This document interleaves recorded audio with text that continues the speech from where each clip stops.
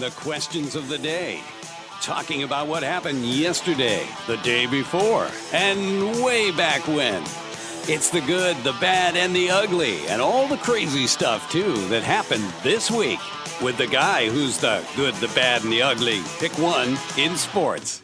It's Saturday Morning Sports with Dave Long. Hey, everybody. Welcome to the first Saturday in July here on the Saturday Morning Sports with me, Dave Long. Not quite as much going on as the last time we were here when every sporting event seemed to be intersecting. The World Cup semifinal goes today. Sox have a doubleheader against Baltimore to fall more likely farther out of first place, although with a twin bill, they have a chance to pick up a couple of games on the Orioles. Besides that, nothing going on. I don't think the PGA's playing. I don't think the NBA Summer League starts today. That's a biggie. Wimbledon? Wimbledon, you're right. That's going. So they're actually Wimbledon, the women go today and the men go tomorrow. So Serena Williams is not one of those people after the quote-unquote virus that, anyway, we'll talk about that a little bit later. But anyway, here on the program, Sean, as usual. Well, I shouldn't say as usual. Usually he goes to like every 3 weeks. He's here 1 week and in a wedding 3 other weeks in the particular month. So that's coming up. How come there's no wedding today? Next weekend, the week after. So next weekend and the week after. Yeah. All right. So we won't see Sean until August. Ravi's here though. He's not even on the program and he's a regular. So, but we're happy to see Ravi. Ravi, how are you? I'm good. Thanks a lot, Dave. You ready for action today? I'm always ready to go. All right. So all right. What's the big story for today? I think Wimbledon. In your mind, Wimbledon is? Yeah, I think it is. Really?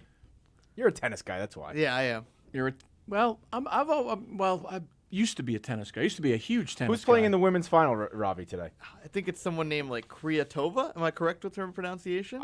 No, it looks like Kvitova, so it's got a Kvitova. Vitova. And then who's the other one? She's got to play against someone. Yes, and I believe Eugenie. I believe it's the Canadian, right? Yes, it is the Canadian. Yes. And then not too many Eugenies around, are there? Not anymore, at least. Not in like the last 200 years. When was the last time? I've never heard of a Eugenie. Nope. Ever. Eugene? That's a guy. Yeah. So maybe they throw the extra I in there to make it, that's the female version. It makes it effeminate sounding. Right. Effeminate. That's what I said. Yes. Okay. Thank you. Eugene. I've never heard anybody called Eugene. I just call her Bouchard. All right. So Robbie's going to Wimbledon. Sean, you're going World Cup, right? Yeah, I'm going World Cup. You've got Netherlands and Costa Rica later, and the earlier one you've got Lionel Messi leading anyone on Argentina to take on Belgium. So those are the two games I'm looking forward to. By the way, they're the quarterfinals today still, Dave. Next week's the That's right. semifinals. You're right. They're deciding the semifinals. Correct. Is what I meant to say. All right. Let's today. What is today? July 5th. So let's go to Sports 101 and find out what has happened on July 5th over the last, let's say, 100 years. The Red Sox have gone ahead in the Kentucky Derby. Sports 101. All right, I'm going to give you these 5 or 6 that happen on this day and get a little quiz when I bring it up as to why it's here. All right. And then at the end, I want you to tell me which one is the most significant. All right? Here we go. All right, the Boston Braves are 15 games back in the National League race in 1914. Why are they here? Because they went to the World Series. They recovered and came back to win the World Series. The Miracle Braves. So they're here. By the way, and the other reason it's here is because the Red Sox, as I counted today, were 7.5 out of the second wild card, which is, by my math, half the number of games farther behind than the Braves were in 1914. However, so they're not. So that suggests that they're not out of it, doesn't it? Unless you hear since the wild card era began, no team that has been, I believe it was 8 games back last week when they were 8 games back, has made the playoffs. All I know is if one team does it, it may not happen all that often, but if one team, well, how about this? No one's done it in the wild card era. The Red Sox were 8 games up when they entered September 3 years ago, and they wound up losing it. So If it's happened once, to me, it can happen But to again. a team that was already in the playoffs, Even they would have made the wild card. DiMaggio's 56-game hitting streak. Most people say the most unbreakable record in sports. I don't think that's the most unbreakable record in sports. What do you think is? It could be Cal Ripken's. I'd say the points per game. I'd say the 100 points. No, that's not By per Wilt? game. You mean No, in the game. In the game. You know what I meant. Sorry. I'm not. These are hard. But you've Ripken's is seen- hard. I never thought anybody could break Gehrig's, and True. he obliterated Gehrig's.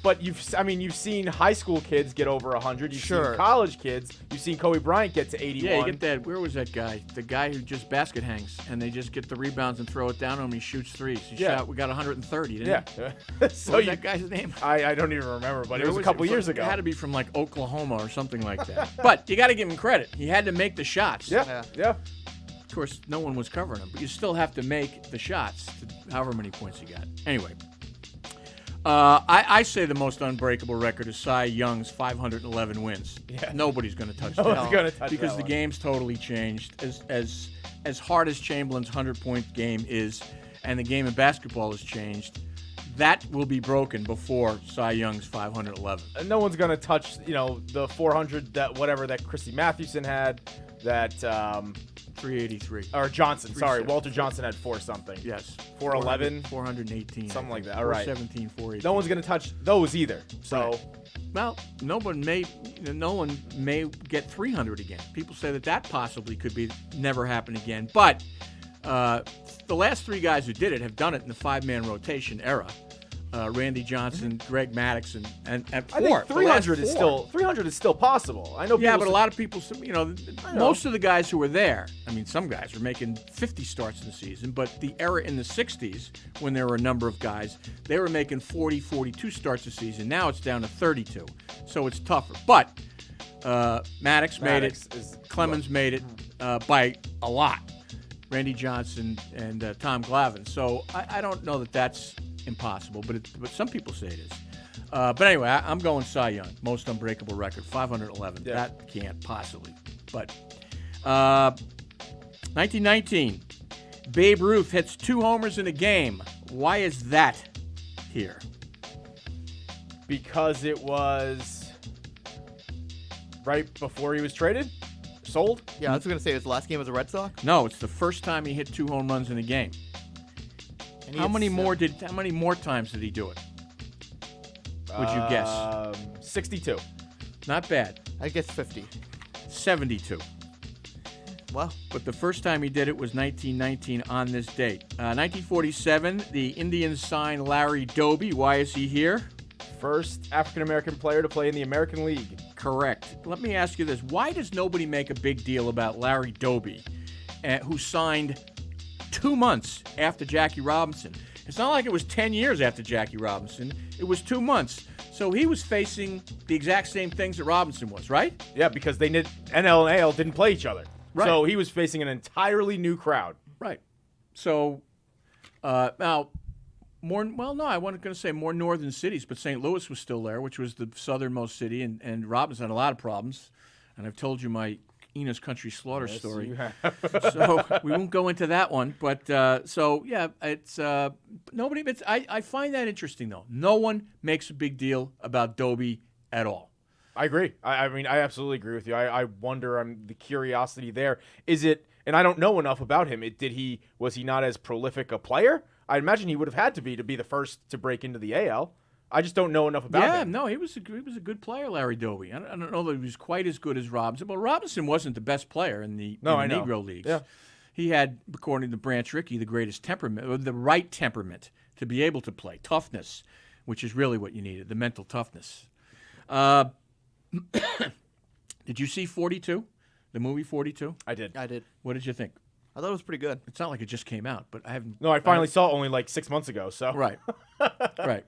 I enjoyed it. I didn't think. I mean, clearly, there's like any movie, there's going to be some, movie type exaggerations or flare up. But I thought it was good overall. Yeah, it didn't teach me anything I didn't know. Right. But I know a lot about that story. I thought it was I thought it was well done. There's a cool, the scene where the little kid is chasing the train down as the train leaves. I thought that's one thing I did learn and found interesting, because that kid turned out to be Ed Charles, who, when I was growing up, was a third baseman for the Mets, the glider. And that was a little interesting part of the story that I didn't know. Most people wouldn't care about Ed Charles. I thought Ed Charles was on the Miracle Mets of '69, so I thought that was cool. That is cool. 1968, speaking of the 100-point game, Wilt Chamberlain was traded to the L.A. Lakers. Why is that here?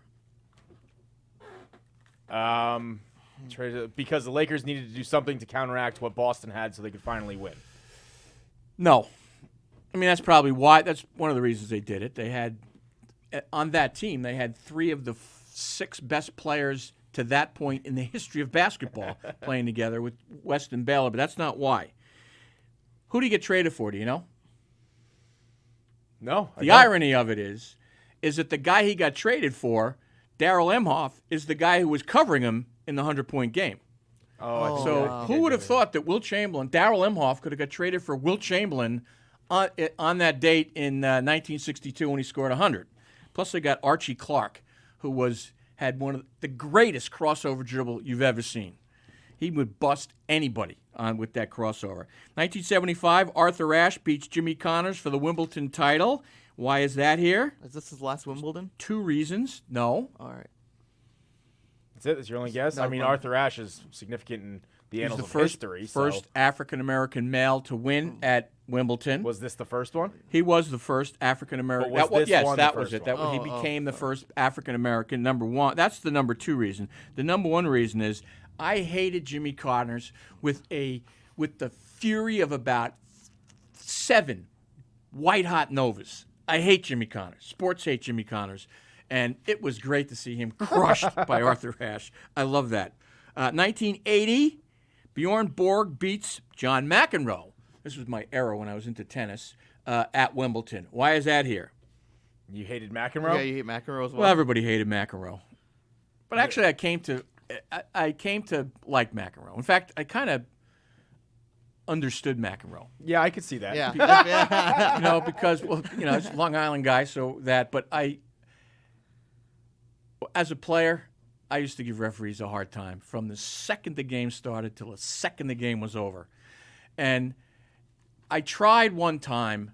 Somebody told me, former coach told me, you look like an idiot. I said, they're making the wrong call. But anyway, I tried really hard for a period of time not to say anything during the game to referees. And I didn't play as well. And I came to understand, but that fired my competitiveness, and I was concentrating more on that than on playing the game. And that's exactly what McEnroe is the same person, or I was the same as McEnroe. But anyway, that's not why it's here. It's here because that was the greatest tennis match I ever saw. It was phenomenal. 5 sets. It was like a heavyweight fight, just punch after punch. And 1987, Mark McGwire becomes the first rookie ever to have 30 homers before the All-Star break. Wow. And why is that there? Because at the time, he wasn't on steroids yet. Well, my question is, was he on roids? He was playing with Canseco, right?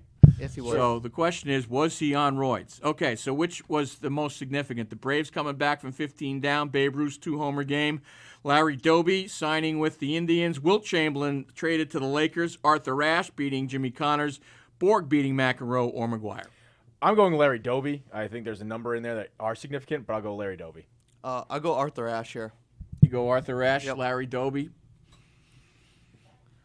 Well, both good choices. They transcend the athletic world. Yes. And Both Arthur Ashe was in a way a pioneer, but in a way a bigger pioneer. He was more of a worldwide figure as tennis than baseball was. But At the same time, you think, would he be there if it weren't for guys like so those guys are Robinson going to and Doby? tie in the significant category, but the one I enjoyed the most was Borg McEnroe. What a great game. All right, born on this date, 1923, John McKay, the former NFL and college football coach, inventor. Why is he here? Well, he invented something. Yeah, I have no I have idea. no Well, he idea. invented, they used to call the sweeps. No, he started the tradition at USC. They were great when he was there. He had started that run of Heisman Trophy winners: Mike Garrett, O.J. Simpson. Yep. I think he was there when Marcus Allen. I'm not sure if he was there when Marcus Allen was. I think it was right at the end. But anyway, he was also the coach of the Tampa Bay Bucks the first year when they went 0-13-1. So A creamsicle team. and he used to call sweeps. If you went on a football sweep to the left or the right, was student body right, student body left. I always liked that. 1943, Kurt Blefary, who was the 65 or 66 AL Rookie of the Year. Why is he with the Orioles? Why is he here? I have no idea. Because I went to college with his sister. How in the world would I know that? Well, I like Kurt Blefary. He started off, it was one of those rookie of the years, had like a couple of good years, wasn't bad, and then just kind of fell off the table. Plus, he got traded to the Yankees for Joe Pepitone after he'd been traded to Houston. 1951, Goose Gossage is here. Why? He was born in 1951. No. Because It's worth a go. Yeah. he was a reliever, one of the best closers, what became called, it wasn't called closers there, but he didn't do it with 3 dinky outs. I mean, he'd come in and pitched like 3 innings. And in fact, in the famous 1978 playoff game between the Yankees and the Red Sox, they had Ron Guidry pitching on 3 days' notice. He pitched as long as he could, and then Goose came in and pitched the last 2 2/3 and was blowing people away. Although the Red Sox scored a run, Jerry Remy got a big hit in the 8th inning. But Goose didn't quite have it, but he hung in there 2 2/3. Today they would have had like 9 pitchers would have went through, and the game would have, instead of being a 5-4 game, it would have been like 12-11 because the relief pitchers stink so bad. I still think it's because of his mustache. And 1963, Edie Falco. You know who Edie Falco is? Lord, I do, but Yeah. I'm forgetting right now. Carmela on not Carmelo, Carmela Soprano on The Sopranos. Oh, okay. Tony's wife. So why is she here? Because you love the show Sopranos. No, I always thought it's not bad, but it's a little over. I always thought it was Really? over. I thought you loved it. Yeah. I like it, but I just people I've gush seen about it. I one think it's a episode little- ever, so. Really? Well, I just found for 99 cents, I think it was $1.99, the first season of The Sopranos. And you want a tip on best place to buy videos? Go to the Salvation Army or one of those Goodwill places. They have videos there. You can buy any movie. Well, not any movies that are there for 50 cents. So when I found the first season, VHS? some are on VHS, but they have CDs too or DVDs. DVDs. Oh, wow. So those are a little bit more expensive, but you only watch those. How many times do you watch them? Right, yeah, Once. I mean, You buy something, so it's like it's better than renting. So it's a good. They're older films that that are not old like Sean never heard of old, and I not love, good with but, films. But anyway, no, she's here because she went to my high school, and I thought I'd honor her. Oh. And she went same year as my brother. All right, so who's the most? John McKay, Kurt Blefary, Goose Gossage, Edie Falco. The only one I really know in that group is Goose Gossage, so I'll go with Goose. I'm going to go with John McKay. I remember with- watching an old Bucks film, and I remember seeing him on that 0-13 thing on NFL Network. Yeah, and he was good in press conferences too. He was a Serbic wit. So all right, and died on this day. This one's for Ravi. Jack Robertson. Who is he? And why is he here? I have no idea. You don't know who he is? No. He was 1985. He died. He was a famous South African cricket spinner, whatever that is. What's a spinner? That's the pitcher, right? I put him in there because I first saw it and I thought it said Jack Robinson, so I'd confuse you. But I was the one who was confused. It's Robert's son, and then he's a South African cricket spinner. I Yeah. take it that's a position. It is a position. Is it the pitcher? It is one of the pitchers. What do you mean one of the pitchers? So they're What's a bowler then? that's What are they- what it is. It's a bowler. So how come they call 2 different names? So what do they got? 2 guys on the mound throwing balls at the same time? No. So Does that help your chances of hitting it, or does that make it harder?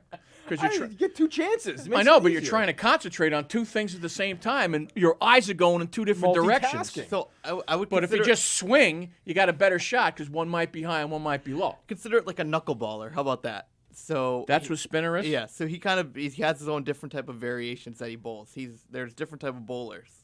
All right. So the pitcher isn't necessarily called a pitcher every time just because they throw a different kind of pitch. No, they're called a bowler. Each of them are a bowler, right? But they each do a different thing. Each bowler has a different type of technique almost. How about that? Do they throw at the same time? So this is like who's ever on the mound is a different kind of Right, bowler. exactly. So a knuckleballer versus a Yes. a Sinker baller. sinker baller or Yeah. a junk baller like Jamie Moyer. Okay. Yeah. 2002, the great Ted Williams passed away. Why is he here?